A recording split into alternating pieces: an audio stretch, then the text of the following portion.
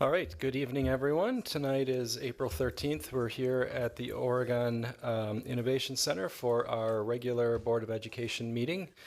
6:30 here at the Innovation Center. So tonight we have our regular order of business. For action items tonight, we'll cover the Wisconsin School Nutrition Purchasing Agreement, the resolution. We have issuance of teacher contracts, licensed non-represented contracts, and administrator contracts. We'll be considering a health insurance contract for 2026 through 2029, and we'll also consider the dental insurance contract. So we'll call this meeting to order, and we'll start with roll call. Katie? Ms. Bijak? Here. Dr. Bush? Here. Ms. Garrison? Yes. Mr. Hensel? Here. Dr. Lakuta? Yes. Here. Ms. Wright? Yes. Mr. Pankratz? Here, we have a full house of 7 board members tonight. And we will also be recognizing Ms. Bijak's last meeting as a board member after 8 years. So I do have proof of notice. Katie, thank you for that. And just looking for a motion to approve the agenda as posted. Motion by Heather. Is there a second? Second by Nathan. All those in favor say aye. Aye. Any opposed? Any abstentions? Motion carries 7-0. We have an agenda. All right, so we'll move right into our consent calendar. Are there any items that anyone would like to remove from the consent calendar this evening? If not, I'll entertain a motion. Move to approve the consent calendar. Okay, motion by Dr. Lakuta. Is there a second? Second. Second by Leslie Wright. And I would like to make some recognitions. So we have some retirements to recognize tonight. We have Marianne Groh, after 26 years of service as an educational assistant at RCI. She is retiring. And Keith Arndt, 33 years of service as our custodian at Prairie View.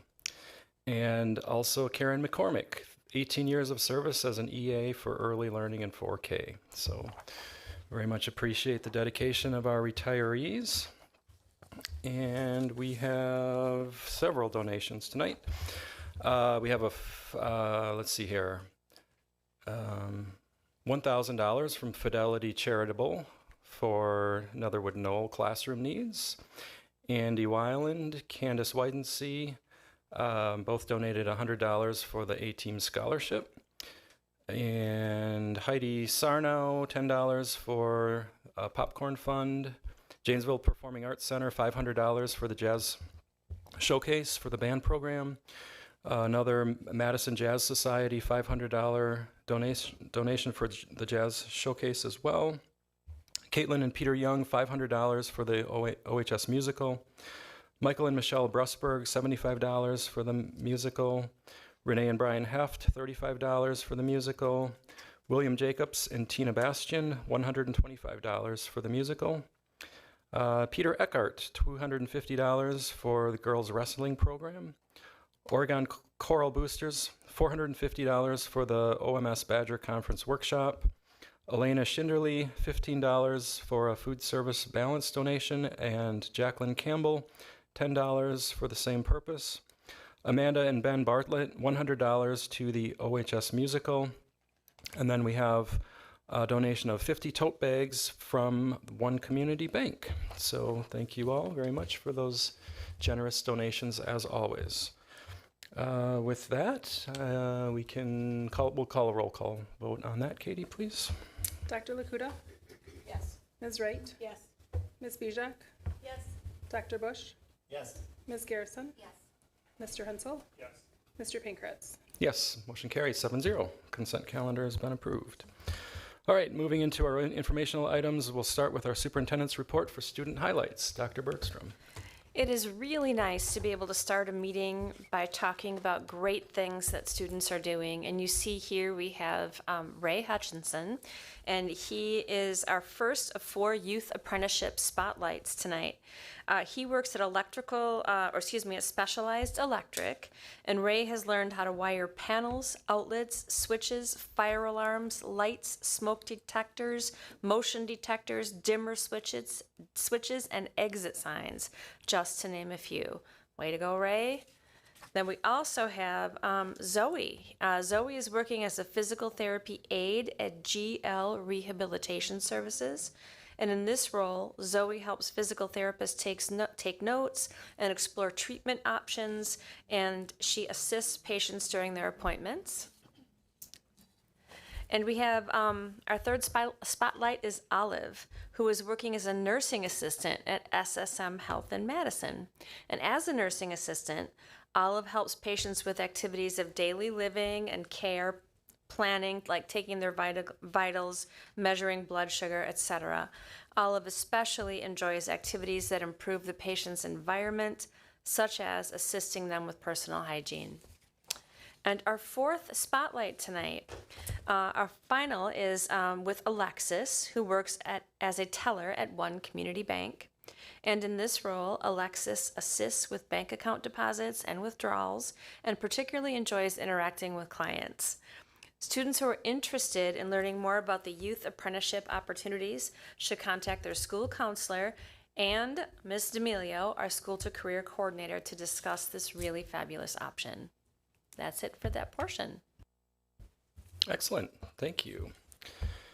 Next up, we'll do public comment. We have a couple of people signed up tonight for public comments, so we'll start with Tanya Sorensen. You can join us up at the table, and Gina will help you over here. And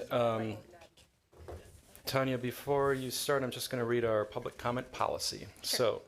So, District Policy 180.05 provides an opportunity for the public to address the board. We value the public comment period and feedback from our stakeholders. To comply with the Open Meetings Law and to ensure consistency, public comment will have the following parameters.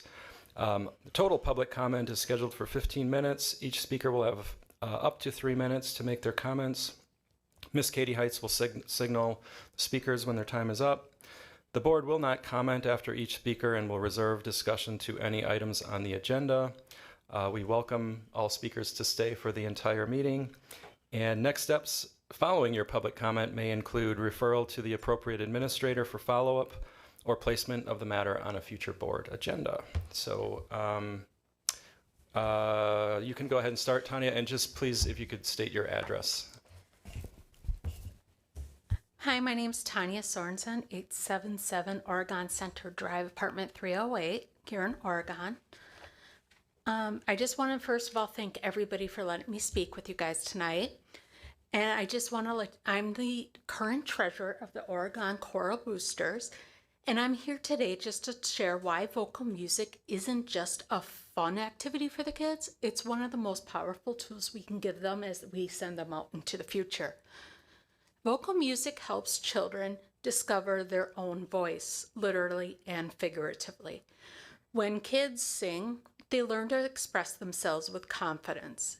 They practice standing tall, breathing deeply, and sharing something uniquely theirs with the entire world. This kind of self-assurance carries into the classroom, friendships, and every challenge they take on in the future. Singing also strengthens the brain. Learning melodies, rhythms, and lyrics helps build the memory, focus, and language skills. Kids who participate in vocal music often show improved reading fluency and stronger listening abilities. It's like a workout for their mind wrapped in something fun and enjoyable to do.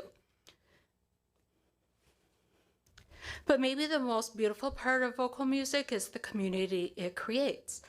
When children sing together, they learn teamwork in the most natural way. They listen to one another, blend their voices, and work together towards a common goal. In a choir, every voice matters and no one is left out. That sense of belonging can be like changing for a child. And let's not forget the emotional benefits. Music gives kids a safe outlet to explore feelings, reduce their stress, and experience joy. Whether they're singing something upbeat or something gentle, they learn how to connect their emotions and their feelings with the lyrics that they are singing at that time. So when we support the vocal music system for our school-aged kids, we're not just teaching them to sing, we're helping them grow into confident, creative, and empathetic young adults. We're giving them skills that last a lifetime, and we're reminding them that their voice, every single one of them, deserves to be heard.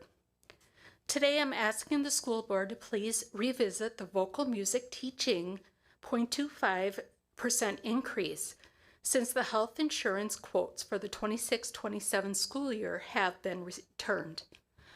And as a member of the Oregon Choral Boosters, we want to thank all of you for everything that you guys have done for all of us this year. Thank you. Thank you, Tanya.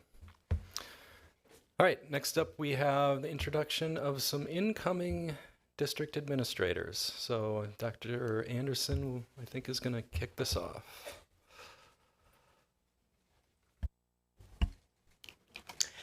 Good evening. I am so excited tonight to introduce to you our two newest members of our district office team. We know that hiring is the most important thing we do because it can have the greatest impact on our system to best serve our kids. We had a very collaborative process. We had dozens and dozens of teachers. We had students on our hiring committee. They were phenomenal. We had parents. We had administrators and engaged in a very rigorous process. And so I'm very excited to introduce to you tonight Brian Johnson, who will be replacing Dr. Widensee when she retires, and Tamara Suter, who will be replacing me as I transition into the superintendency role. And I asked them to just provide a very brief introduction so you can get to know them a little better. And since I have the microphone, I'm going to have them slide over here.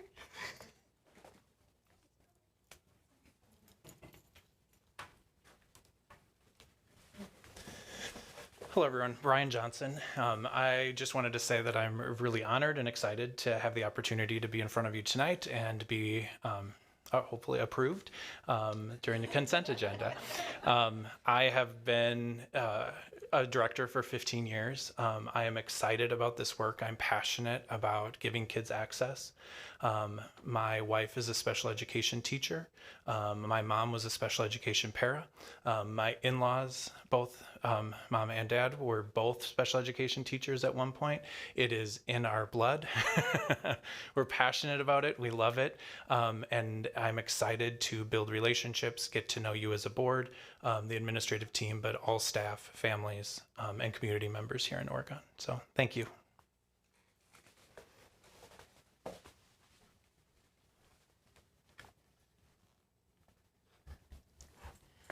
Good evening. So I am Tamara Suter, and I am so thrilled to be here, like so excited that I can hardly put it into words. And part of that excitement is my background, both personally and professionally, is rooted and grounded in serving others, and in particular around wellness and mental health. So this alignment of my passions and my experiences as a clinical social worker, then as a school social worker, and most recently for the past 12 years as an associate principal at a high school. I'm not going to name them because they're competitors. So we're just, so at a high school in the area. Okay. But anyway, but all of those experiences and everything has led me here. And I told Dr. Anderson when I saw this job description, I'm like, wait, this is my resume. I am so excited to be here and be able to work in partnership with you all. And in particular, again, around wellness and mental health and the whole child. So again, thank you. Welcome. Yes, so welcome, Tamara. Welcome, Brian. And we are thrilled to be able to work with you over the next many years. So, and congratulations, your contracts have been approved already as part of the consent calendar. So, okay, next up, I will call for public comment. Is there anyone else here for public comment this evening? Anyone else for public comment? Last time, anyone for public comment? Seeing none, we'll move on. OEA report. Rael is here, but no report this evening, so thanks for joining us at the meeting. And then no student tonight either. So we will move right into our action items. And we'll kick this off with our Wisconsin School Nutrition Purchasing Resolution. And looks like Mr. Weiland will lead us through this. Yeah, this is a annual thing that we approve. It's what's called the 660301 agreement, which basically is an agreement between governmental units. You can see that there's quite the list of school district food service departments that are joining us in this. It's simply a charge of $300, fairly nominal. But what it allows us to do is kind of pool our resources, and there are requirements within the federal food service program to actually do some bidding for the food. And so what it allows us to do is both use the power of many, so to speak, to get the best prices, but also it allows us to do all those activities in a professional way with the most efficient use of resources as possible, since we're all doing it together. So unless there's any questions, this is something that you've approved every year, and I'm happy to entertain or answer any questions you have. Yeah, we'll start with questions. Mary, go ahead. Thank you, Andy. And I, $300 is an excellent investment. My only question is there any oversight, like that we have to do Yeah. of the money expenditure? Do we, anything? From a fiscal basis, no. The administrative agent for this, which even before it was in this configuration, Middleton Cross Plains has been doing that for literally decades. That used to be through, I believe, a CISA that used to coordinate that a couple decades ago, and then it became this organization, which allowed, because CISAs are regional, it allowed it to be a lot larger organization. We don't review any of the fiscal policies. That would be all within Middleton Cross Plains to do that. We do, though, have kind of administrative oversight, because there are meetings which our food service director Amanda goes to, and so there's input in reviewing different purchasing guidelines, and we put in this agenda item, for instance, the ability to have clean food and how that's very important to us. And so we have input from that perspective. Thank you. That's all. Any other questions? We'll entertain a motion. I'll make the motion to approve item C1, Wisconsin School Nutrition Purchasing Resolution. Motion by Dr. Lakuta. Is there a second? I'll second. A second by Anna. Any further discussion? All right, seeing none, since this is a contract, we'll do a roll call vote. Katie? Dr. Lakuta? Yes. Ms. Bijak? Yes. Dr. Bush? Yes. Ms. Garrison? Yes. Mr. Hensel? Yes. Ms. Wright? Yes. Mr. Pankratz? Yes, motion carries 7-0. We have a school nutrition purchasing agreement. Congratulations, Andy. Okay, we will move right along. Item C2, issuance of teacher contracts for the 2026-2027 school year, and this goes to Ms. Jonan. Thank you. So we will be looking for a motion from the board tonight to approve issuing teacher contracts for the 26-27 school year. By state law, they have to be to a teacher by May 15th, and by state law, they need to return them no later than June 15th. So there is no change to the contract language. We would certainly not issue contracts to anyone who is retiring, has resigned, or is on an interim contract for next year. I'm happy to take questions. All right, any questions on teacher contracts? Okay, seeing no questions, we'll entertain a motion.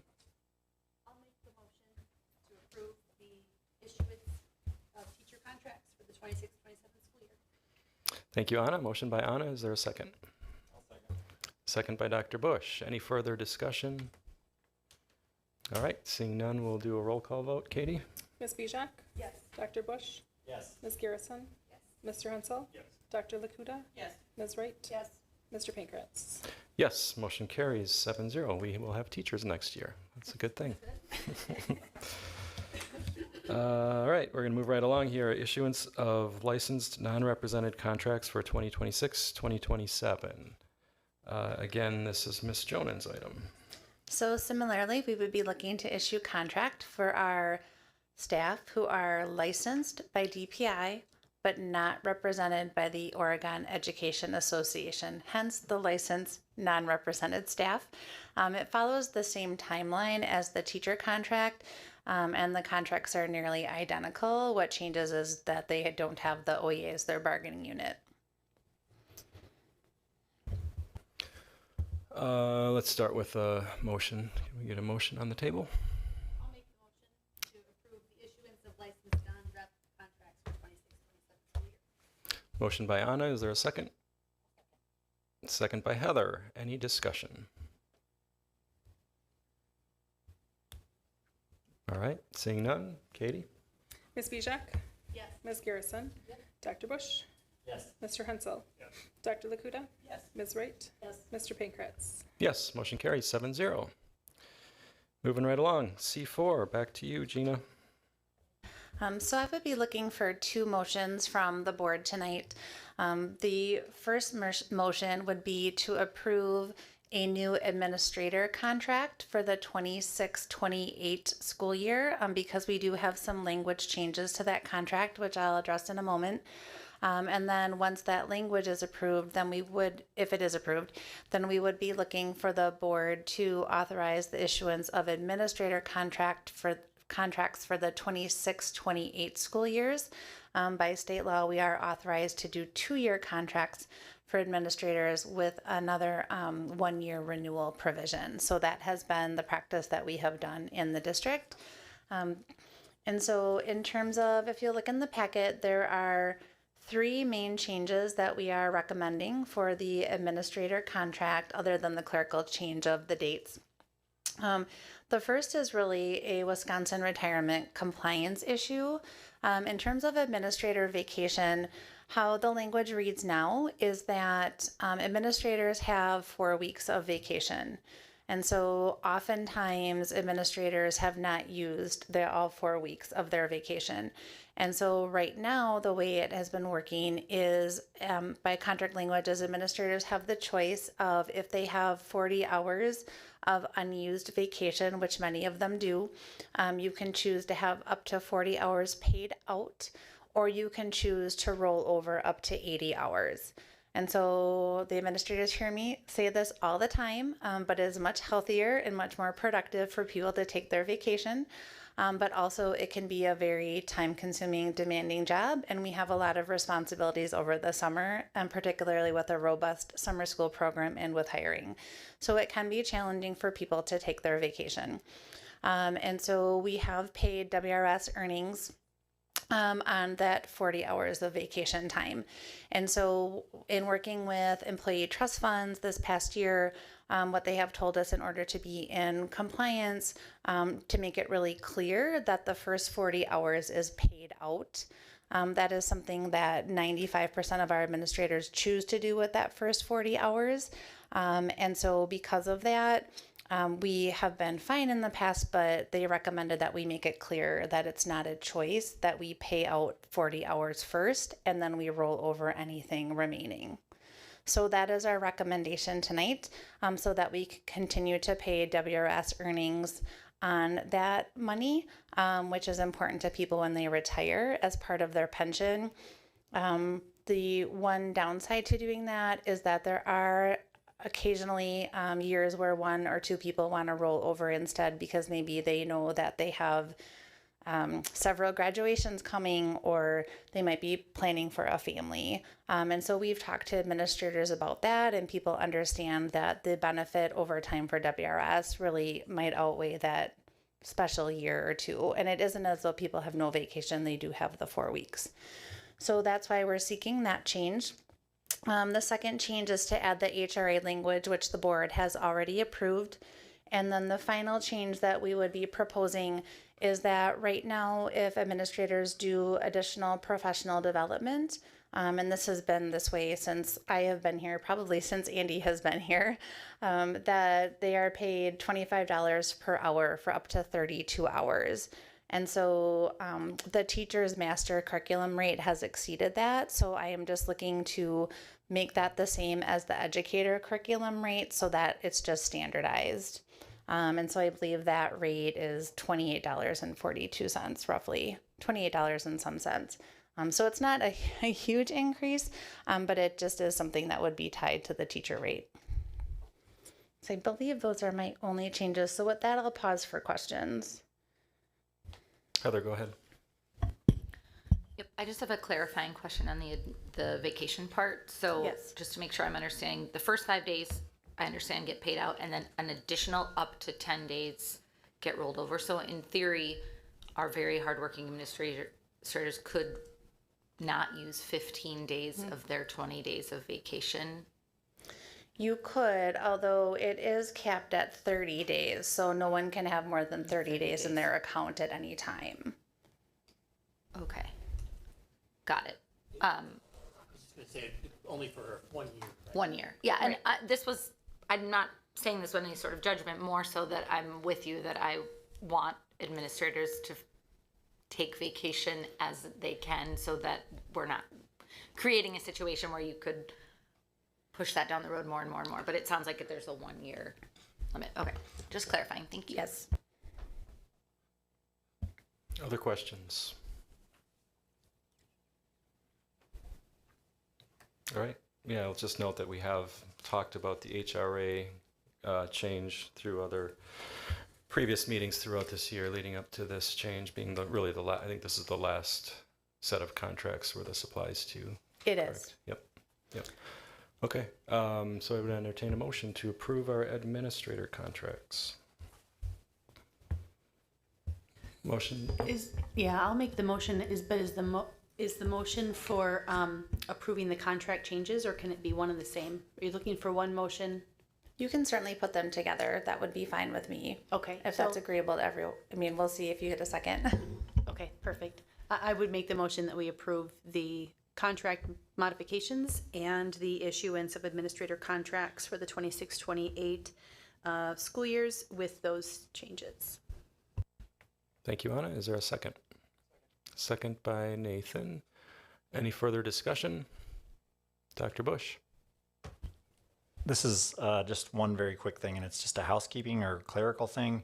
But in the language that was added for the HRA, I think in the full paragraph at the top of the page, there's an extra retirement in.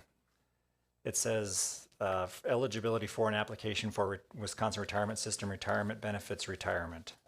So I think I just caught that, so I thought I would point it out just so that it could be fixed. Thank you. I appreciate that. Yeah.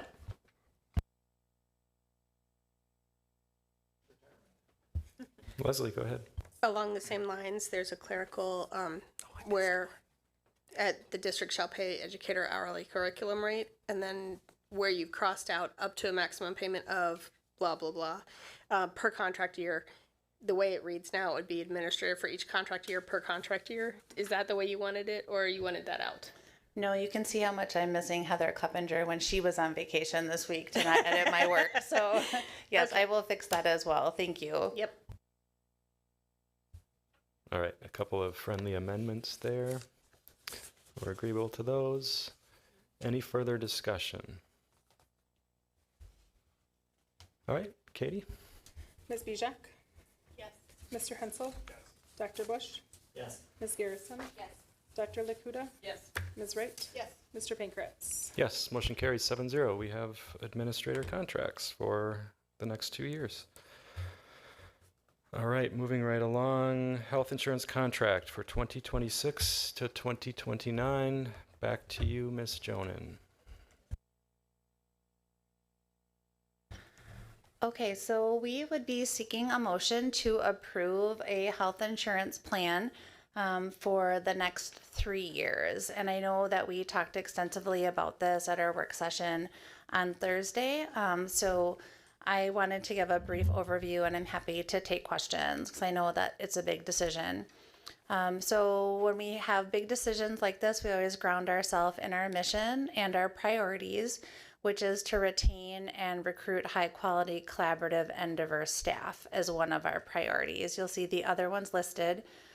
We also, in number 5, need to ensure the fiscal sustainability of the district. So those are two things that, as a team, we've been balancing through this recommendation process. I really can't say enough about our health insurance committee. When we received the proposal from GHC, and we had a 4-year contract with GHC with caps of up to 4.5% for each year. So that has been a phenomenal contract for us in terms of our fiscal sustainability. But for 26-27, GHC came in at 12.9%. So that's it was anticipated, but still shocking, right? So we had a committee of folks who came together with our consultants from USI, and you'll see them here. They did a lot of work over a really complicated topic, and so I just want to take a moment just for you to see, and the public to see, the wide cross section of folks that we had on the committee from almost every job classification, and also Mindy Doris was there, who is the WEAC rep to the Oregon Education Association. So very grateful to them and their time and expertise. We did have an application process, so we had more people interested than we had available spots for them to serve. So I commend our staff in wanting to participate, and it also tells me how important this benefit is to our employees. So with that, we explored a number of options. USI went out and got bids, as well as some unique ideas of looking towards self-funding or an ICRA model, which I'm very intrigued by, but it's similar to the HRA, but for individual employee or for active employees. But what we found is that none of them were cost effective and would have required some significant plan design changes. So the committee asked that USI go back to GHC to see what we could do, and they offered what they call their Better Together plan.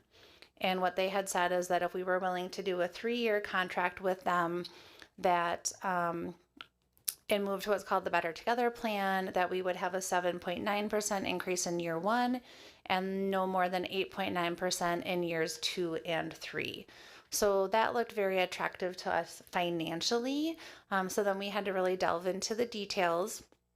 And the key components that I highlighted here is that right now what our language says is that the district pays 90% of the lowest cost plan. And it has been that way since I've been in the district, because in the past we've had the choice of multiple plans.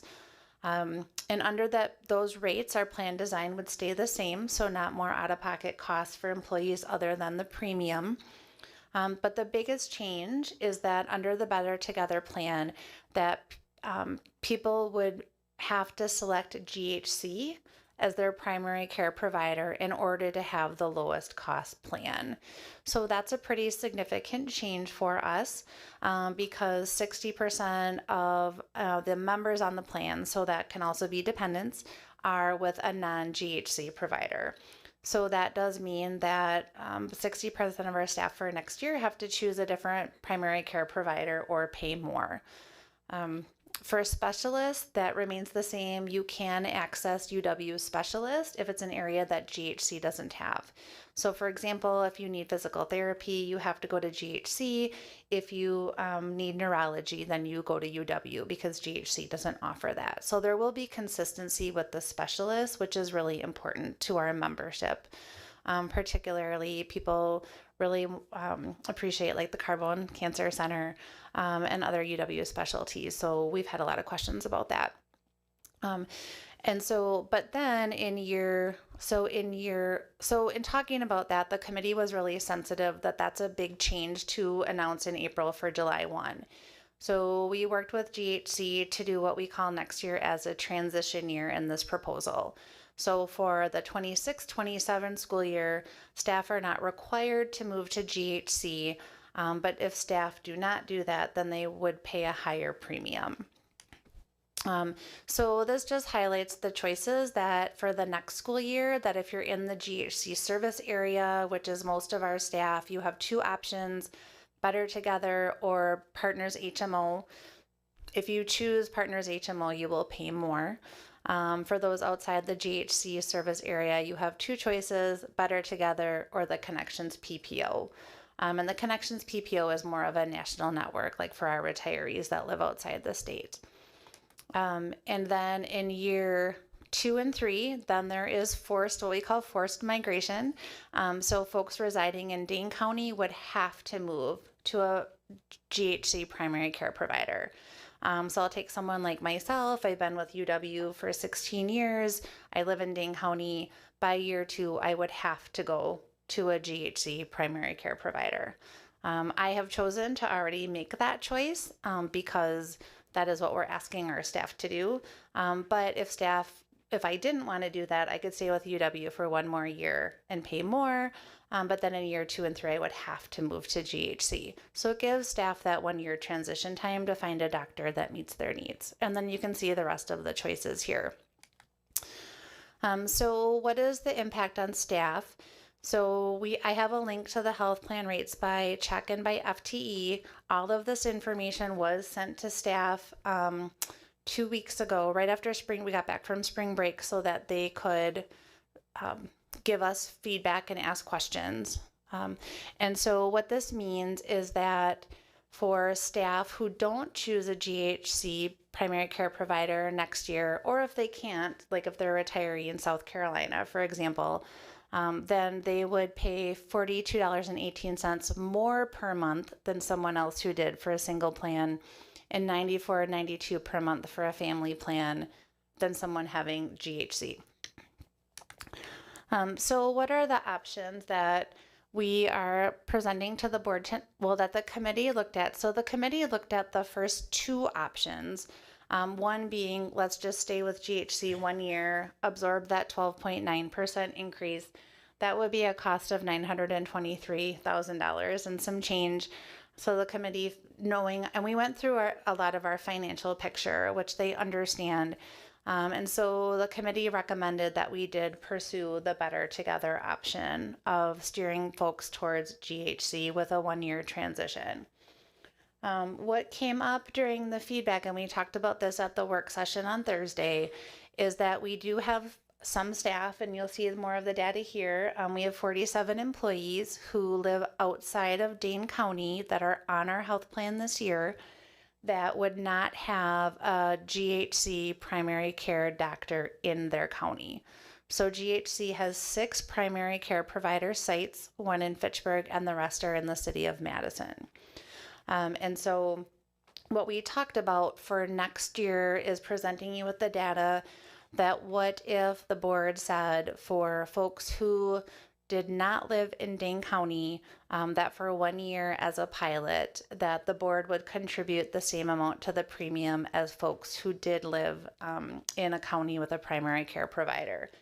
So when we did that math, and Mr. Weiland helped with this, so I very much thank him for that, is what we came up with is that would cost an additional $42,000. So if we take the committee recommendation of recommendation number 2, that saves $349,000, but remember only $335,000 of that is from Fund 10. If we explored number 3, which the committee did not talk about, that was a question that came up based on feedback from the staff who live outside of Dane County. And so those are the numbers the board had asked for on Thursday night when we did individual analysis. That would bring our savings down to $301,000, but remember that's across 3 funds. So if I take 335 minus 42, we're at like $290,000 in savings. So I will come back to this slide, but just to let you know what this looks like per employee, because that was also a question that arose on Thursday, because we know what do people look at? They look at what are their out-of-pocket costs. So if you look at option number 1, what that looks like per check for a full-time employee. So if you look at option number 2 that the committee recommended, someone with a family plan who picks a GHC provider would pay $102.42 per check for 24 checks for a family plan. $66.61 for a single plan. And then you can see the difference there if you picked a non-GHC primary care provider. And then if you go down to number 3, that would be an option that we talked about on Thursday night, that you can see there that if you were not in Dane County, that you would pay the same next year as someone in Dane County who chose a GHC primary care provider. And I can come back to these, but just also to keep in mind, this is the number that we are looking at having to make up in our budget for next year. These are the required, so you can see why the committee went with number 2, even though we know it's going to be disruptive for a lot of our staff to have to move, that they understood the budget realities. So that's the amount that we are required to fund next year. So if you look at, 290 some thousand across Fund 10, we are getting close to that number. And then I didn't put it on here because I have a listening session Wednesday night about EduStaff, and I don't know what the feedback from staff will be, but that was something that I am really intrigued by for next year to help with the substitute teacher shortage that we have. And so we're estimating that would be an additional $60,000. So between what we have to pay, and if you look at that as something that the staff and the board are going to be intrigued by, then the savings have already been accounted for. So in terms of next step, and then I'll go back to the recommendation, is what I have shared with staff. We have an information session for staff tomorrow night to talk about what the board decision is tonight. And then our open enrollment has to start right away because for our support staff who are school year, we take the premiums out of only 18 checks because some of their checks aren't large enough to fund the premiums. And so we actually start deductions on the May 10th payroll so that we can spread that out over more checks so it's not as impactful to their take-home pay. So that's not something we're required to do, but it is very much appreciated by our staff. So ideally we would have a decision tonight. We would share all of the information with staff tomorrow, and then they would have to make a decision by April 24th about if they want to be in that Better Together plan and move to GHC, like I have done, or if they want to take one more year and pay more for that choice. So just wanted to let you know we're on a tight timeline with staff. So I will back up and put the options back on the board and pause there for questions. All right. Thank you, Gina. Very, very good information there, following up on last week's Committee of the Whole meeting. So let's start with clarifying questions from the board. We'll start with Mary. So there's one concept that I've been struggling with this whole time, and I thought I understood it after our conversation last week. But so right now we're looking at an increase of 92,300 based on the 12.9% increase. Was that number baked into that was baked into the budget? The big picture budget. Okay. All right. So then when we're talking about a reduction, a reduction in the increase, right? That brings it down to an increase of essentially 533-ish thousand, right? If we go with GHC. And so the increase that was on a different slide of 266.5, then you're suggesting is kind of covered, right? Yeah, 266 is covered by that reduction. So there's that covers the general budget gap. Depending Well, on we're the not board. talking about the 60 tonight, though, right? Right. I'm just saying. Yeah, no, yeah. And so that really accounts for where we are in the budget that we talked about a month and a half ago? Yep. Okay, all right. And then one other question, I know, Gina, we talked about last week, and you mentioned it again tonight, that 60% of the staff who actually take our healthcare coverage have not shifted to GHC. Is that because they have been able to stay with their original provider from, gosh, was it 4 years ago when we had to do this shift to save money? Yeah, so prior to that, well, when I got here, we had Dean and Unity, which Unity was the UW system, and then we moved to Quartz, or they moved to Quartz, right, which was still the UW system, and then now GHC had the UW as in their HMO network. So yeah, so we've had staff like myself that have had UW during the time that they've been employed here. So we have, now that doesn't mean 60% are with UW, 60% are with someone who's not GHC. And then my only other question is, what is Partners HMO? Is that completely outside of everything that we have talked about? So Partners HMO is what we have now, what we've had for the past 4 years. So that would be the network essentially that includes GHC and UW as the primary care provider. Okay, thank you. Leslie. So this is just kind of following up because Mary was kind of on the same wavelength that I was at. So the only difference, to clarify, the only difference in the Partners HMO and Better Together is that you can't be out of network, essentially.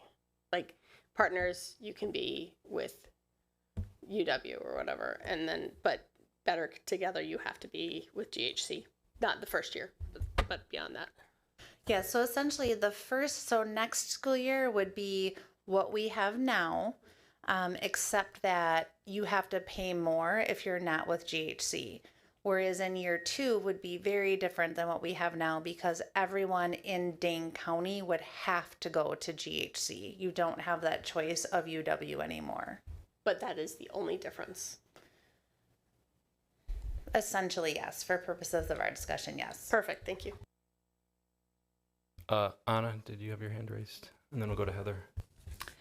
I guess I'm wondering if, do we know, you mentioned that GHC locations are only in Dane County.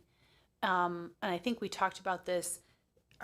Do we know how many clinics they have within Dane County and where those are located? I'm curious to know, like, if we're talking about, the third option that's been provided here. I'm just trying to wrap my head around those who live in Dane County, what the clinic options are for them in general, relative, as well as if people who are outside the county needed to go into Dane County to get their health care coverage.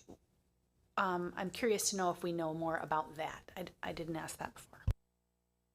Yes, so there are 6 of them, and I just Googled it because I don't have the addresses memorized, but essentially there's one in Fitchburg, which is on Fish Hatchery, and then there is one in the Capitol Clinic, which is downtown. I'm just going with rough locations. There's a Sauk Trails Clinic, which is on the west side of Madison. There is an East Clinic, which is on the far east side of Madison. There is one at Madison College, which is the main campus, which my reference is the former Ale House, or if anyone knows that. And then there's also there's an Olin Clinic, which I believe is a behavioral health clinic. And yeah, and that's on Olin Avenue. So there are 6. I believe I mentioned them all. Thank you, Thank you, Mr. Weiland, for checking my work. Okay, and then a follow-up question on some of the numbers.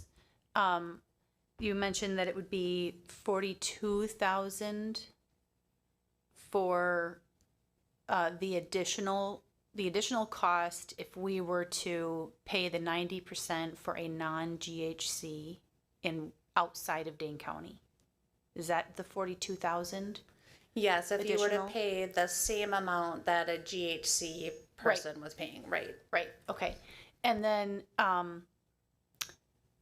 so then the total savings in that third option is 301, but that's not all from the same fund, right? That's still the two different funds. Okay, So the separate funds would reduce that by $15,000.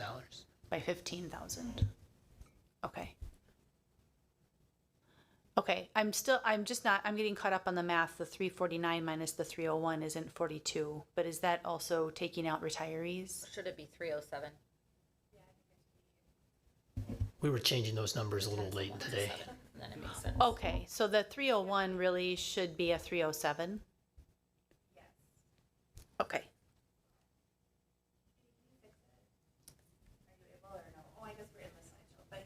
As I apologize for that. Okay.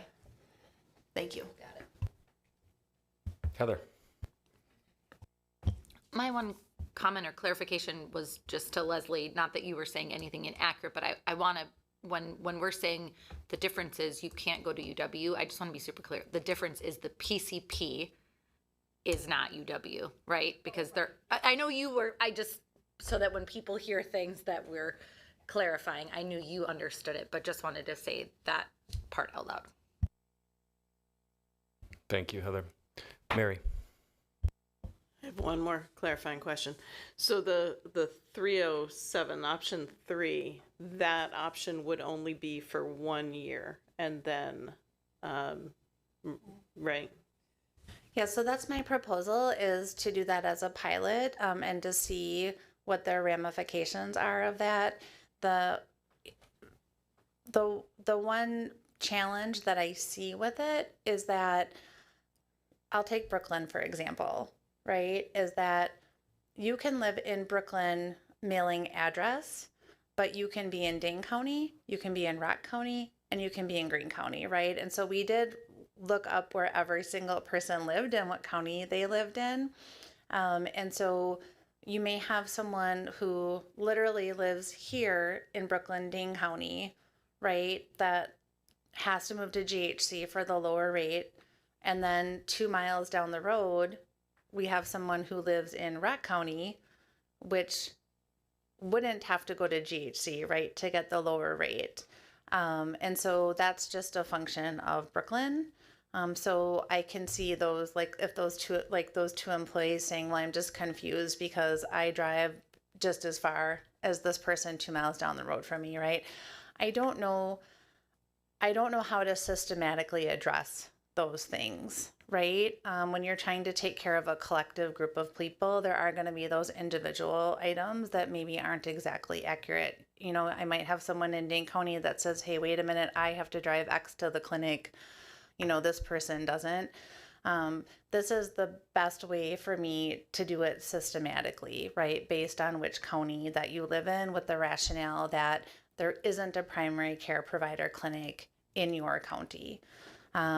We spend a lot of time this weekend, and I just want to thank our consultants from USI, because I was looking at all types of options about this, because I know how important it is to our staff. And so one of the things we asked him is GHC going to add new providers, new clinics, especially in the southern part of our district, because I know that they are looking to partner with Mercy, and that is in Rock County. And so we were really hopeful that that would happen. But then, so he spent some time with them this morning, and they said, no, like, Mercy is has contracts with GHC, but they wouldn't be in the Better Together network. So I have to assume that the network is what the network is, but those things are always ever changing. So if the board goes down this road, it would only be a pilot, because I also don't know what I don't know, right? So I would want to see how things work.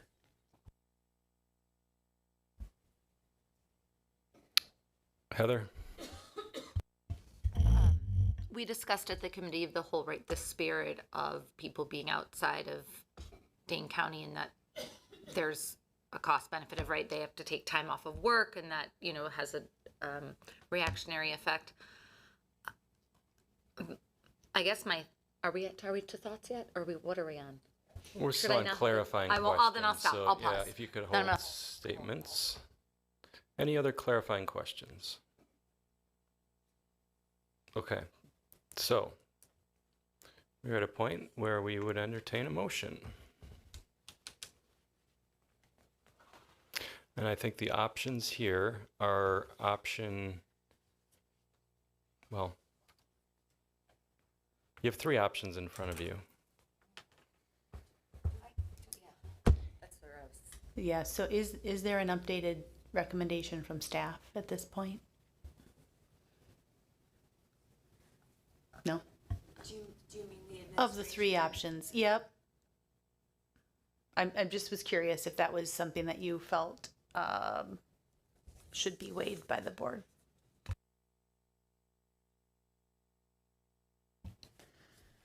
So I've spent a lot of time thinking about this the past few days. So and I know it's a really hard decision, and for me, $42,000 is a lot of money, right? If you look at our budget picture. So when I go back to what are the board's priorities, they are to retain and recruit staff. They also are to be fiscally responsible. So I would, and this isn't an issue that the committee identified. So I can very much live with recommendation 2 and navigate that with staff. I think if I look at from HR being a recruitment and retention priority, then number 3 becomes really attractive because it gives people more transition time. Because the one thing that gives me pause is that I think it works well if you're a single person and you work in our district because you don't have to travel too far. But if you're someone who has children in another school district and now you're going there, and if you have children in Rock County and you're going to pick them up at school and now you're driving, pretty far north to take them, then that's more school they're missing. It's more work that you as our employee are missing, which is why I think EduStaff does come into the discussion because people are going to have to travel for their healthcare under this proposal. So I think from that lens, I feel that I can fairly recommend to you option number 3 and to spend that money for 1 year to see the impact on our system and to help those families have more time to transition to see how they are going to get their kids from A to B. At the same time, I can very much understand our fiscal picture, and if the board feels that number 2 is the best thing that we can do fiscally, then we will help people figure out how to transition that. And I'm also really grateful that we have this option because other districts are seeing double-digit increases and grappling with the same struggle. So I still feel really good about the benefit plan and the affordability to our employees in comparison to other districts. So with that, I would say my slight edge goes to option 3 as a recommendation, but also understand that means we have to find the funding available for that for 1 year. And there's impacts to that too. What would you add to that, Dr. Bergstrom? I was just going to chat you. Very well said, Gina, because we've been speaking about this for several days and really where do we land. And I think that option 3 does give us an opportunity to pilot this as a recruitment and retention issue because of the impact we know it will have on our families who live outside of Dane County.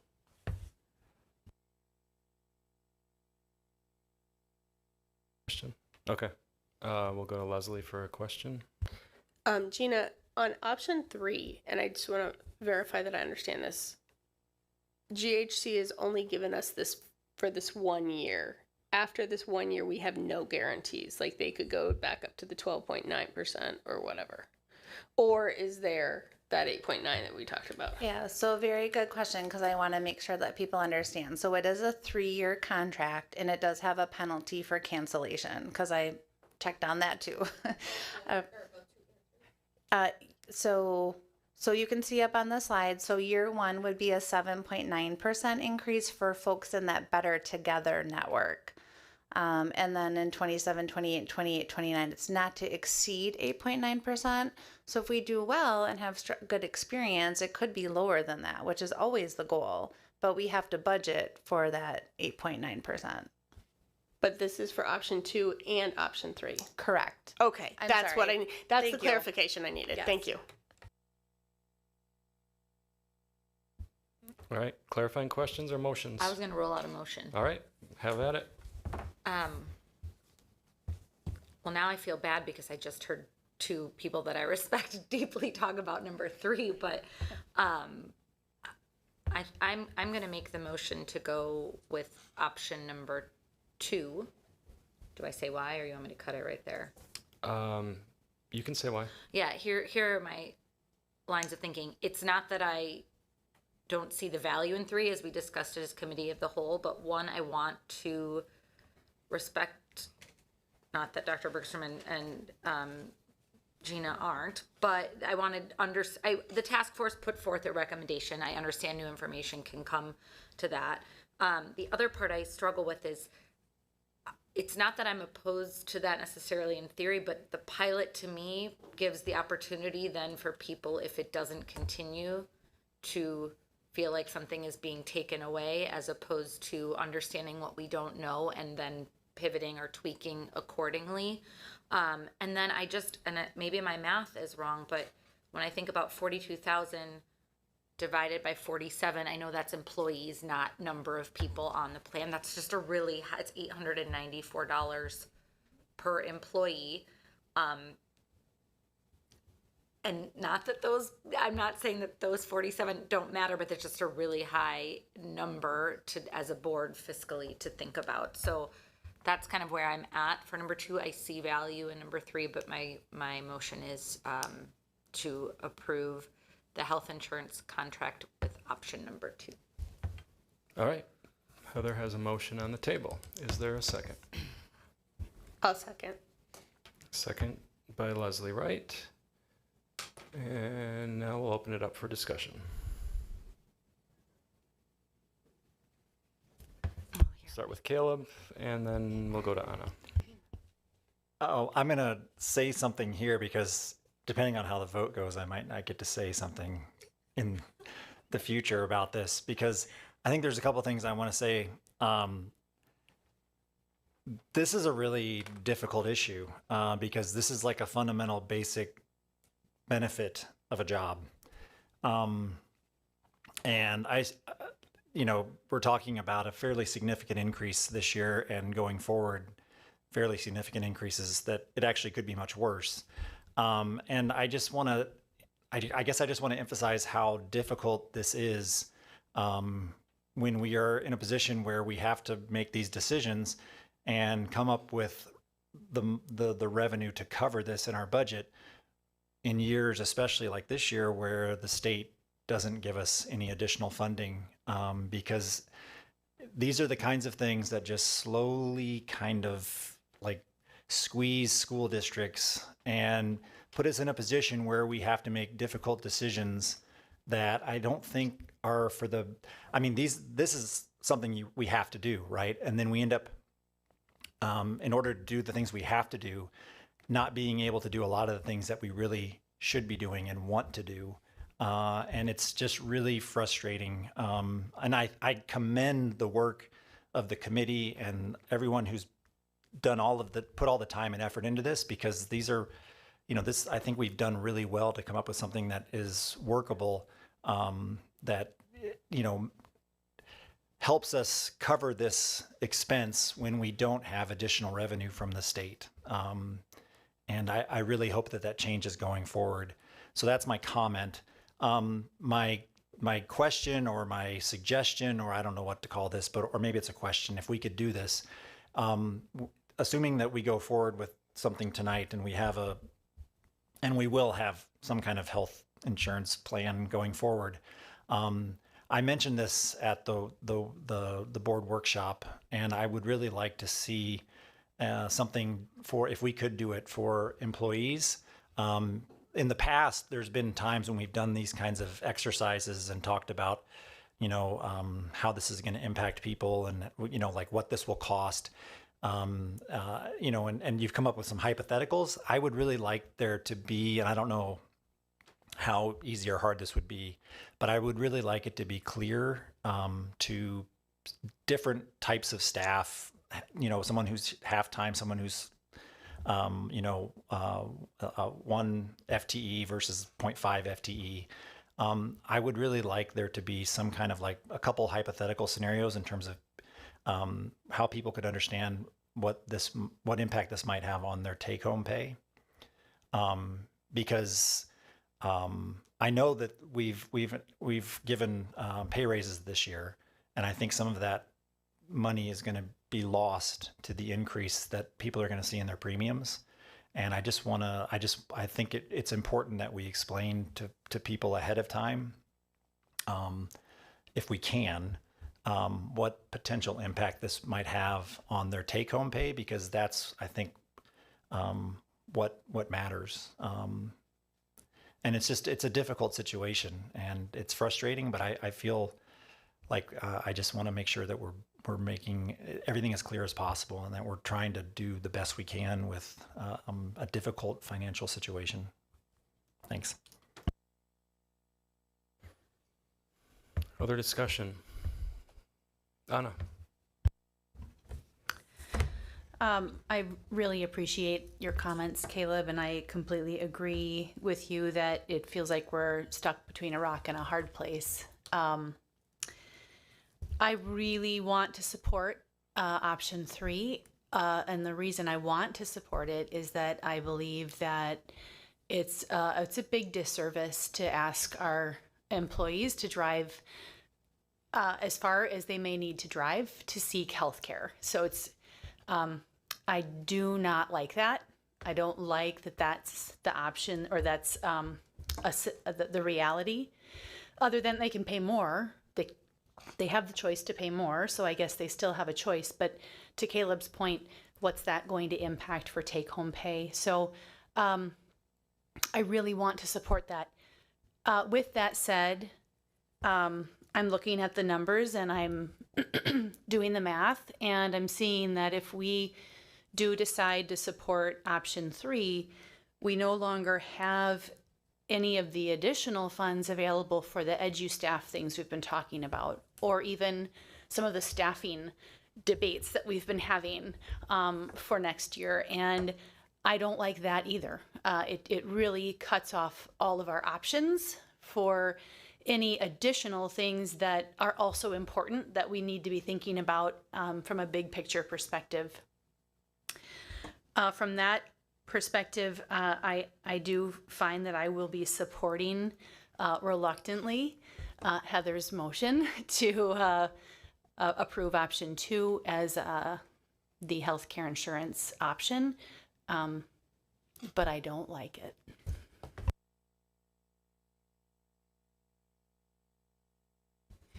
Yeah, I'm kind of in the same spot, and the only thing that makes me feel a little bit better is that the committee's recommendation for item 2 was unanimous, and so those are people who will be impacted by the change, and yeah, that was their recommendation to us, and so I think, I remember, I think it was 4 years ago that we had to shift to GHC, and it was a difficult decision back then, and fortunately they didn't require everybody to kind of change their primary healthcare provider over to GHC at that point. So we have had several years kind of in the interim where we've had kind of the best of both worlds. But yeah, now obviously they want to bring everything in-house and save some money, and that's also understandable given the rising healthcare costs. So I'm in a similar position.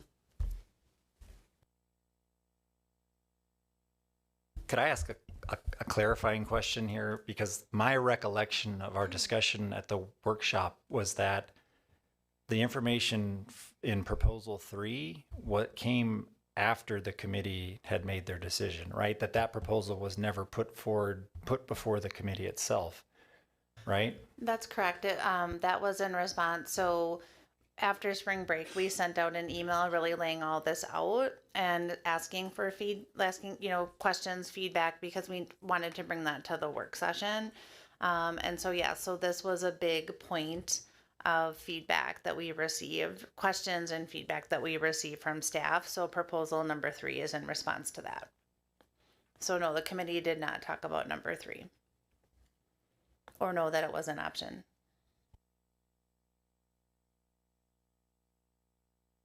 Yeah, I meant to say this, and I just want to make sure that I say it. I'm very thankful for the committee and the work that you put into that. It's so important to have that voice be part of this, and it helps us as a board feel better about making a decision we're not super happy to make. So I guess I just want to really thank the committee for that time and commitment, and our whole board. I guess I speak on behalf of the whole board. We're very appreciative of that. Leslie, go ahead. Andy, I need your help for a second.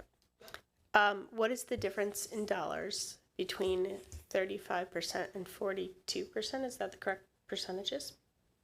Now we're talking special education. We are certainly talking that. Took me a while to catch up with you. Yeah, the difference is, from memory, I want to say $700,000, something like that.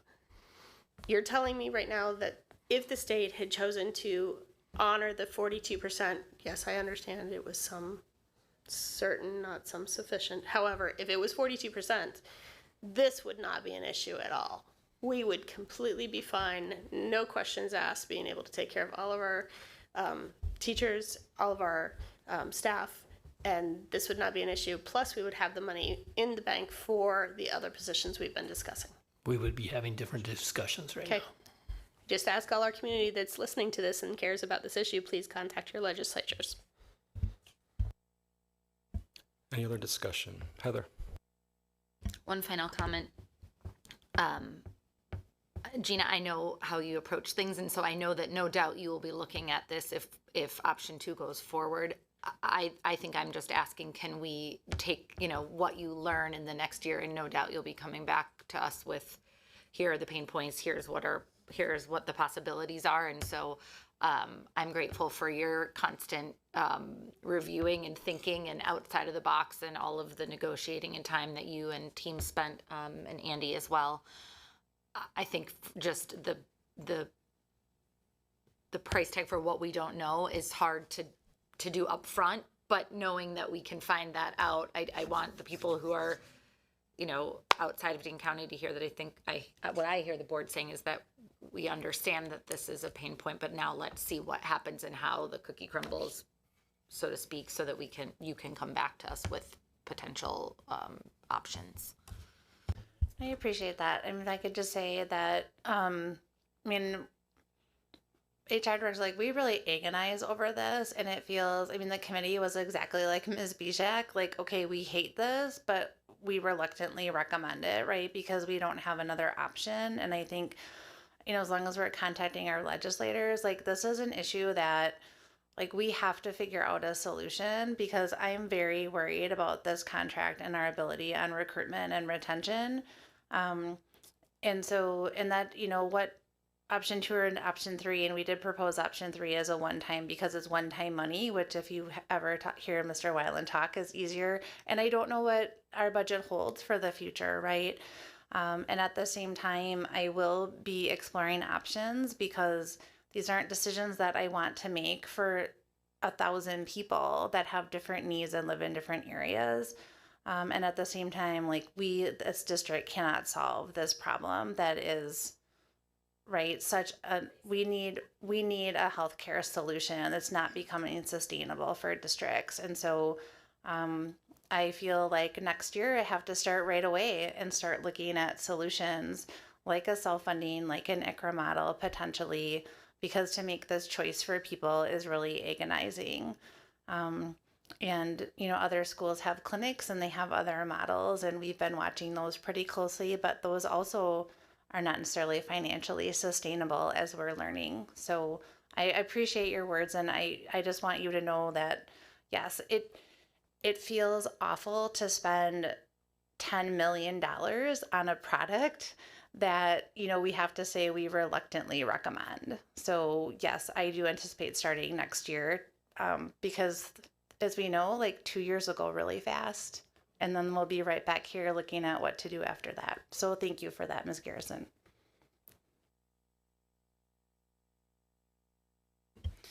Andy, I'm hoping you can refresh my memory on the early preliminary first big picture budget approximate. Add any other caveats that you'd like. So if memory serves, when we were talking about that and the staffing plan that we agreed put us at 36,000 over budget. I believe that's correct, yes. Okay. And so based on the numbers here and looking at the 266.5 that are requirements, and if we take option 2, we're looking at 349. Thank you. 349. So then that then fully recovers the 36K that we were over budget, and leaves us with a small, which my numbers are wrong, but a small dollar amount left. Yeah, right, that 36,000 is actually in the 266. So it's as simple as taking the 349 and subtracting the 349 266. minus the 15,000 that's in the other funds, right? Minus the 266. So yeah, you're somewhere in that 50 to 60,000 range. Got it. 68,335. Thanks. But we're still not considering EduStaff. That's correct. Well, that number, Or the yeah. the 0.25 FTE vocal, which, right? And I would also say, even though it feels late, I mean, things will keep moving around in Right. our budget. So I like to talk about, I don't like to talk about, I talk about the budget being kind of like a roller coaster. You have really good days, you have really bad days. It kind of goes up and down, and you just got to enjoy the ride. as Let's much as admit you it, can. Andy, you do like talking about the budget. I do. That is true. All right. Thank you. All right. Any further discussion? So we have a motion and a second on the table to recommend option 2. Getting close to a vote. I'm going to weigh in here. Great discussion by the board tonight. You know, this is a 13% increase in our health insurance. You know, a very significant increase, right? Over $900,000 of an increase. So just want to make it, you know, very clear that these options are, although we're looking at several $100,000 of savings, we're still generating over a $600,000 increase over this year's health insurance amounts. And we're also looking ahead to the next 2 years with an up to 9% increase. So some very significant cost escalation happening here with just one of our budget items.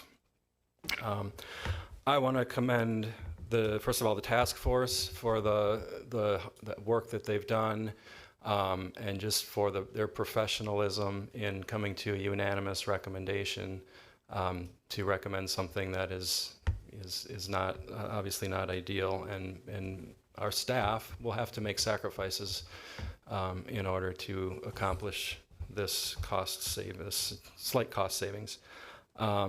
And I also just want to commend Gina and Andy. Clearly, you all have done a ton of work on this, including looking up individual addresses so that you have a clear understanding of impacts to our existing staff. So, you know, I came into tonight probably leaning a little bit more towards option 3, but good debate tonight, and I will be supporting option 2. So. Last call for discussion before we go to a roll call vote. And we'll have Katie call the roll. Ms. Garrison? Yes. Ms. Wright? Yes. Ms. Bijak? Reluctantly, yes. Dr. Bush? a hard one for me. I'm going to vote no. Mr. Hensel, Abstain. Dr. Lakuta, Yes. Mr. Pankratz. Yes, motion carries 5-1-1. So we have a health insurance contract. So thank you again. Thank Good you. discussion. Oh, I'm sorry. I want to recognize Rael, who's here because she was one of our committee members. So thank you. Thank you, Rael. All right, we will move on to our dental insurance contract for 2026-2027. Gina. Okay, I thought I was finished. All right. All right, so we are looking for a motion tonight to approve the increase in our dental insurance contract. We are self-funded for our dental insurance, which is a little bit more comfortable than being self-funded for health insurance from my lens because there's a cap on the benefit. But we have made some changes to make our dental plan focus on preventative care, which more and more research is showing that good dental care is very important to your overall health. So we feel really good about that investment, but as insurance rates go up, as is our dental plan recommendation from the actuaries who study this. And I think the only thing Andy likes more than the budget is looking at the dental plan and the reserves.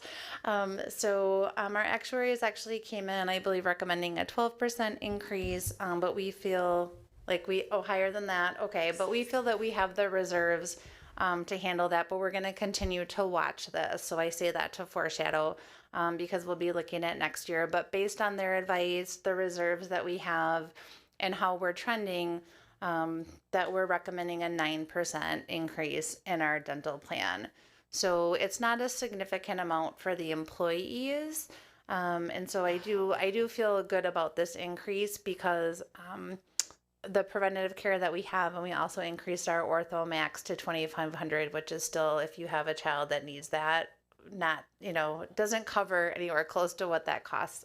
But I feel really good about the plan and this particular recommendation. All right, we'll start with clarifying questions. Heather. I just have one question that I apologize for not asking last week at the committee of the whole. When is the last time that we've done an increase to the dental plan? It was last year. 4%. 4%. And so, okay. So as 4% historically on average, could you speak to that? No, we've been at 0 for several years. That's what I was trying to get at. Yeah. So we've been at 0 for several years. We did a 4% and now we're at 9%. Got it. Thanks. Clarifying questions. To Gina's wellness point, is usage up, driving the increase up, or is it claim cost that's up? It's both. So then that's actually a positive back to your overall health piece. It is, yes, we did look at that, and we are seeing an increase in people that are using it for preventative care because preventative care is no longer part of your overall max. So it means that people are getting like crowns and fillings done, which obviously we want them to be done sooner rather than later. They turn into more costly claims, which is more costly for them because of our cap. But what we really see is that impact, particularly like on heart health, which can be very expensive for us down the road if people don't get their cleanings. Thank you.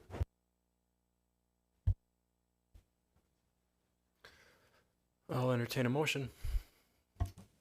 Make it. You want to make it? You go first. Okay, I'll go. I'll make a motion to approve the 9% increase to the dental plan for 26-27. Motion by Heather, or is there a second? A second by Dr. Lakuta. Any further discussion? Katie, please call the roll. Ms. Garrison? Yes. Dr. Lakuta? Yes. Ms. Bijak? Yes. Dr. Bush? Yes. Mr. Hensel? Yes. Ms. Wright? Yes. Mr. Pankratz? Yes, motion carries 7-0. We have a dental plan. Okay, now we will go to committee reports under discussion items. Vision Steering Committee. Anna, your last Vision Steering Committee report. Thank you. And I don't have anything new to report. Thank you. And Mary for policy. So the last policy meeting was canceled necessarily because of a conflict, and the committee meeting that was scheduled for this Thursday is going to be canceled because shocking, I know. Yes, because the policy that we really need to talk about is still being assessed. So, Waiting for DPI. yes. Do you want to give a little more detail or no? All right, we're good. What policy is that? So we're required to have a policy about communication between staff and students, as well as grooming. So been hoping to get model policies from WASB and DPI to help guide us in our work. Thank you. So the next policy meeting will be scheduled once the board reorganizes. Yes, so it leads into the next kind of topic here. Board will reorganize in 2 weeks at the next meeting, and then committees would be appointed by the incoming president, and then we would start the cycle of meetings from there. So, all right, moving on to section E, we have informational items. We'll start with E1, our April 7th, 2026 election update. And who do we have leading that one? Leslie. So in Area 1, Matt Ledbetter won the election with 6,129 votes. Do I need to care? Do I need to do all of them or just that? Okay. In Area 2, Heather Garrison won with 6,132 votes. In Area 3, Caleb Bush won with 5,125 votes, with his opponent Josh, help me, Korick, 2,384 votes. Good. That's it. Thank you, Leslie. And Matt is here tonight and will be joining us at the table next week, or in the next 2 weeks. So welcome, Matt. Congratulations. All right, we'll move into our superintendent report items, visioning and strategic planning. Dr. Bergstrom, and you can flow right through the remainders. Thank you. And I'm going to go right through here to our actual federal and state legislative update, because there are a couple of interesting things to report. Last week on Wednesday, this room held the Greater Dane County School Governance Consortium, where school districts from around the area came together, board members, administrators, to talk about many topics, but focusing in specifically on school voucher transparency. Just helping our communities understand how school vouchers are sort of the finances are flow through the school district, and how tax dollars actually do help to fund private schools. And that's something that a lot of people don't necessarily know or understand. And so we learned a little bit about what process we could potentially use to help educate our community regarding school vouchers and the impact that it has in the state. So that's one big thing that we spent some time learning about for the sake of our community. And then there's another thing that came out today. There is an opportunity for the state legislatures to come back together to make some decisions here about the $2.5 billion surplus.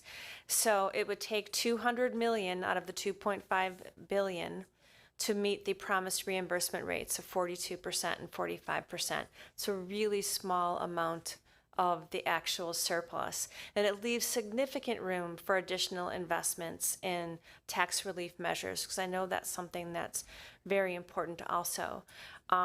And then special education reimbursement is a form of property tax relief, and I think it's important to think about that too. So I'm hoping we are any fan or advocate for public schools is hoping the lawmakers have an opportunity to deliver on their commitment to students and address affordability concerns for Wisconsin taxpayers, because there is enough to do both.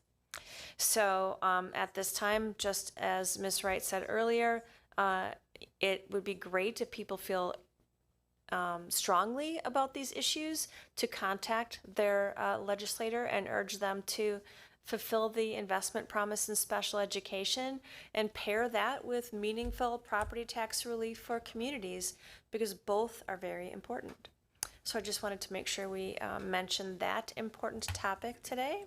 And then, please. Sorry, I have two questions actually. One on the voucher piece. Andy, I know you've shared this before, and if I'm putting you on the spot, I apologize. But can you share, when we're talking about how we might educate, and I know that's still TBD on what we're able to do, but just as a reminder, as Leslie brought up, right, the special education piece of the budget, if that were being fulfilled in this last year, what dollar amount went out of Oregon School District in the private voucher piece? Program, yeah. Thank you. It was about $400,000. Right. So And it's been growing fairly significantly each year.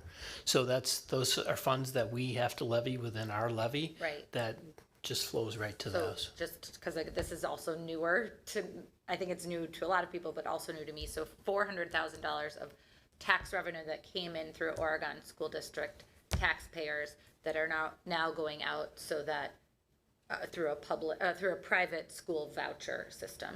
So Correct. just another thing to, as we continue to think about school district budgeting and all of the things that are going out or not coming in to their full extent, that definitely makes a difference. So I just wanted to put a number to that. I know we're still thinking about how we might continue to educate, but I think it's important to continue to name that. And then my second question, Dr. Bergstrom, thank you for the information on, I believe the legislature would have to come back into session. Yes. Is that right? Yes. So I've gotten that far, but do we know, is there a timeline if people are so moved to, let their representative know that, is that in the, 2 days? Is it a week? Do we have a sense of a timeline of when people need to do that? No, I don't have any. I think they're both have gavelled out of session at this Yes. point in time. So the governor can call a special session, but there's some, nobody even has to show up except with the one person from the gavel to gavel out. Yeah, I believe I wanted to say they're out for a couple months, right? They're supposed to be, well, not supposed to be. They're back basically with their constituents at this point in time, getting ready for the midterms. Okay. So I guess that then if we can't define the exact timeline of actionable items, it would behoove people who feel strongly to do that sooner rather than later. Great, thanks. Yeah, and I just want to build on something you said, Heather. So I was here last week for the Greater Dane County Consortium as well. And so, as Andy said, the number for Oregon is 400,000. That number statewide is 1.8 billion. That is hidden from the taxpayers of money going to voucher schools. So I expect that we, as a board, will be talking about this further and some things that we can consider as a board to increase the transparency, at least in our community, about where that money is going. So, sure. I know we have talked about the possibility of getting it on the tax bill. Is that part of what was discussed at the consortium? Yeah, Okay, yeah, perfect. it is. And Thank you. yeah, I can, that was one of the main topics that was discussed. Some other communities in the state have been successful in passing resolutions and adding that amount to the tax bills so that every taxpayer can see exactly how much of their tax money is going to voucher schools. So increasing the transparency. Back to you, Dr. Bergstrom. Thank you. So we celebrated OSD assistant principals and administrative interns the week of April 6th during National Assistant Principal Week. We're very grateful for this group of people you see on the screen. They really do so much to make our schools places where students thrive. So we appreciate you, team. And then it was also April is Occupational Therapy Month, and we really have an amazing team to celebrate. We're very grateful for our own OSD occupational therapists who work tirelessly to support students each day. They're a really important part of our team, and we appreciate them very much. Now, this is a fun thing from Brooklyn Elementary. They recently came together for a special all-school assembly celebrating habits of character. And this month, students are focusing on compassion, showing kindness and being mindful in their daily actions. And it's been inspiring to see how the school community, how they lift each other up in so many ways. To send encouragement to our 3rd and 4th graders taking the Forward State exam, students created a powerful rainstorm that was filled with positive energy and good vibes. So we're super proud of our students for supporting one another and showing what it means to lead with compassion. And that really relates to the Prairie View Golden Paw Awards. So Prairie View classrooms have been earning Golden Paw Awards for meeting school-wide expectations like clean cubbies and hallway line basics, lining up after recess, following morning routine. These are all things that they earn their Golden Paws for. And Miss Ingram's kindergarten class recently earned their first Golden Paw, and the excitement says it all. They loved getting a close look at the trophy. That's what she's holding in her hands that they are all surrounding in an enthralled manner, is their first Golden Paw trophy for doing such a good job. So we're really proud of them, and that was a special moment for the class. So keep on shining. And then Forest Edge, oh, this was a fun one too.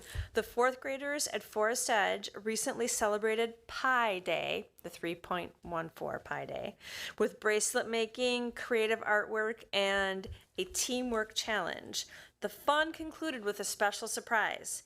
Students were randomly selected to pie their teachers. They will be talking about that forever, I bet you. So smiles, laughter, a lot of good cheers. Really sweet way to celebrate 3.14. And then RCI, speaking of math, they were doing math on the playground. Our 5th graders in Miss Hausner's math class thought that dividing whole numbers by fractions might be more productive outside on the playground, and they were super right. Great thinking mathematicians. We love how our teachers incorporate student learning into the outdoors whenever they can. And then, oh, look at all the pictures on this. Congratulations to all students in grades 6 through 12 from the Oregon School District who participated in this year's annual Wisconsin School Music Association Solo and Ensemble Festival. The photos displayed here are just a small fraction of all of the OSD fantastic performances. Always super proud of our student musicians. We love hearing your music and watching you perform. And then the middle school, this is really cool, had a Harlem Renaissance Museum. So they recently put on the most amazing Harlem Renaissance Museum displays. Their hard work really paid off, and everybody loves seeing their efforts come to life. And then OHS art students recently took a special field trip to the Milwaukee Art Museum to support 3 of our senior artists who were recognized for their work in the Scholastic Art and Writing Awards program. Mars had the What Water Remembers mixed media piece. Rio had the Happy Birthday painting and 6 other pieces. That's really amazing. And Isla had a digital art product called Necessities. So during the field trip, students toured all of the exhibits and the works from the many art styles, and it really focused on developing critical thinking and creativity and empathy and visual literacy skills. So congratulations to the artists who participated in the exhibit. We love seeing your creativity on display. Oh, and the OHS team put on a really great post-secondary night. It was last month. It was during conferences. So students and their families were able to speak from representatives from a variety of colleges and trades, armed forces, employers. The event was really well attended by students and their families to learn about all of these opportunities that are available. So huge thanks to the school counseling team who worked hard to put all of that together. And then we have 2 Inside the OSD podcasts coming up, or recently released.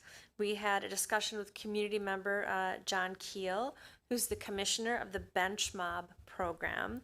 That's a really inclusive basketball league that offers opportunities for over 100 of our students, and even some students from other school districts now who travel here to do it. So it's pretty cool. And then another one with Matthew Schultz, who is an Oregon School District senior, who is president of Meals Matter, an organization he started up at OHS that is benefiting our community. He started it in connection with other schools, so there's multiple schools throughout the area, even actually some schools throughout the nation that are taking this up. And Matthew is leading the charge at OHS. It's pretty cool. And then we want to say a huge thank you to Anna Bijak for the work that she has done for our school district. And I know that all board members will have their opportunity at checkout. But I just want to say there really is no greater champion for students. I mean, centering them in all things, that is who she is to her core. But then she also realizes so strongly that when you support educators who are striving every day to support the learning of students, they are also supporting students. So Anna sees that whole big picture, and she's brought that to us every day. Every meeting since 2019. You were just a champion for public education, Anna. Your thoughtfulness, your empathy, and the mind for details that comes from being an engineer. And you wrap all that up together, it's a super special package that led you to be just a remarkable human and board member. So thank you. I'm leaving those up there for a while. Did you want to do the presentation at this point? Or, Oh, absolutely, we yeah, can. why don't we do, so that's the end of your report, correct? Okay, so for the rest of the evening, we have a presentation of a plaque here for Anna, and then we will go to checkout. And we'll start, when we get to checkout, we'll start with Heather and we'll go clockwise, and Anna will have the last word. We can go to checkout now and do the plaque with a picture when all of you have spoken. Okay, that sounds good. So that takes us to checkout. We'll start with you, Heather. I have two things for checkout. The first one is about Pi Day. I just want to give a shout out to all the fourth grade teachers at FES. I happened to be lucky enough to be there, and they did an amazing job of incorporating math and teamwork and fun. And I'm not sure the student who was actually pieing, but she was so sweet. She was the first one to go, and as she went up, she was like, I'm so sorry, I'm so sorry, I'm so sorry, and was apologizing as, she was about to pie. So it was just a really great, there was such joy in learning, which I know is a regular occurrence, but it was really fun to witness. So I'll go from pieing to Anna, and just want to thank you for your commitment. I will echo, but I won't repeat the words that Dr. Bergstrom said, but the two things that come to my mind always with you are empathy and positivity, and just appreciate you infusing that to everything you do. Anna, just a huge thanks for all your years of service on the board and for the community and for our school. Again, certainly not doubling down and echoing, but just really a pleasure to have gotten to know you here over the last year that I've been on the board. And I hope that I can take some of your greatness away and continue to carry that forward in my service and time here on the board. I think you've taught us well and left a great legacy. So thanks so very much.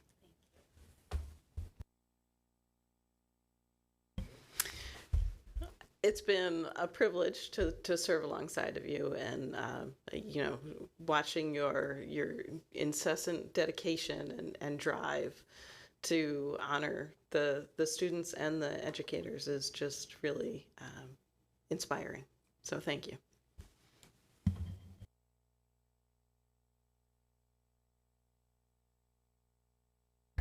No, I'm just kidding. Be that guy. No, Anna, it's been great. I've been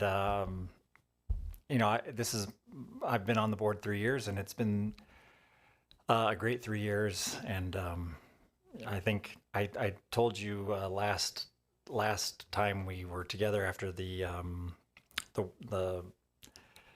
healthcare workshop. Yeah, that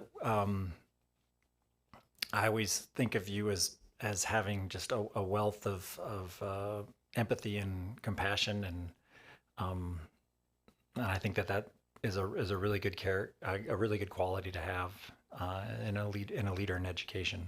So yeah. I just have to say that it's been such a pleasure working with you, and thank you so much for all the times and all the things that you taught me, and the times that you sat there and talked through things that I was struggling with, decisions that we have to make as a board that are not easy whenever we're talking about, people that we care about, and our kids and our teachers and our community. And you were always there and willing to chat with me about issues that I, was struggling with. And that's a lot. And not to mention all the other things that everyone else has said. So you will be so missed. Thank you so much. Well, Anna, we've been through a lot together. 7 years for you. You came to this board after being the PTO president in Brooklyn and demonstrating how you could connect the parent voice to the administration of the district. And you've been involved in so many things. So what comes to mind, and I won't be able to say all of them, but the school start time task force, the professional sustainability task force, the portrait of a graduate team. You've been chair of policy, chair of visioning, and so much more. But so many great memories of working with you. And you've always led with empathy, which is an incredibly powerful trait to have as a leader. And just honored to have been able to work with you for these years. I want to recognize, we at this board table know what goes into serving in this role. But Anna, you have always been prepared for every single meeting. You have rarely missed anything, and you always show up, and you always show up prepared, and you always have demonstrated a new perspective, a unique perspective that has led to deeper dialogue, and ultimately better decisions that are in the best interest of our students. You're always smiling. You're always joyful, and we all appreciate that. These are difficult decisions, and we get through it, and you get through it with a smile on your face, and that brings some joy to all of us. So thank you for being you. And we've been long time thinking partners. We've been through a lot together. You've always picked up the phone when I've called and have wanted to have a dialogue or a discussion about something. And it's a sad day, but I'm also reminded of all of the positive impact and the things that we can celebrate with your contributions. So thank you for your service. And now it is your turn for checkout. Thank you, everyone, for such incredibly kind words. They mean a lot. I wrote some things down because I'm not good at these types of things, and I get very emotional. And Heather has told me she will give me $5 if I don't cry. So 10. It's up to 10. I might just read and not look at anybody. But we'll see if I can get through this. Okay. Serving on the Oregon School Board of Education has been one of the greatest honors for me. I value public education and the incredible impact it has on our communities, on our children, and honestly, the future of humanity. I chose to run for school board to give back to our community, to give back to the educators, staff, and administrators who had served my children with excellence, to have a voice in the decisions that would allow that same level of excellence to be continued, and to ensure our district continued to thrive and provide the opportunities and space for every student to achieve their greatest potential. What I didn't expect is how much this experience would mean to me personally. First, I've learned so much about this school district during my time. I always knew that this district was special, but I knew that as a parent because of the amazing teachers, the principals, the bus drivers, the school staff that I interacted with in my children's schools. But I had no idea about the level of complexity, commitment, hard work, and dedication that is consistently provided by the administrative team. As a board member, I've had the privilege and honor of working with all of you for 7 years, and I've learned so much from each and every one of you. It is honestly astounding to see the amount of work, the level of support, and the level of care and compassion that is provided by this team in service of our children. You truly are incredible, and I will miss working with you very much. And I'm not crying, I'm just a little bit shaky. Okay, second, I am thankful to have served with this board. All of you are amazing. We have an incredible board. Each member is committed to student-centered decision-making, equitable practices, and upholding the 5 values and whole child approach as a pillar of our actions and priorities. You bring thoughtful questions, you offer respectful debate, and a commitment to serving this district with integrity and responsibility. I couldn't have asked for better people to serve on this board with. I know I'm leaving the district in good hands with you, and I thank you for your service, your commitment, and your friendship. Third, I'm thankful to this community for their support of public education and our schools. We are lucky to serve in a community that values public education. This job is very difficult, but it is made easier by having engaged community members who recognize the importance of strong schools and local investment needed to provide that. We wouldn't be in the position we are in without that support. So thank you to our entire school community for your unwavering support of public education. I am proud of the work that we've accomplished over the last 7 years. I'm thankful for the friendships I've gained, not just the board members, but the administrative team. You all are my friends. Like, we're friends. Sorry, you're stuck with me. I will continue to be an advocate for this school district and the incredible work that all of you do every single day to allow every child the opportunity to achieve their full potential. Thank you for providing me with the opportunity to serve. Not a tear. Not.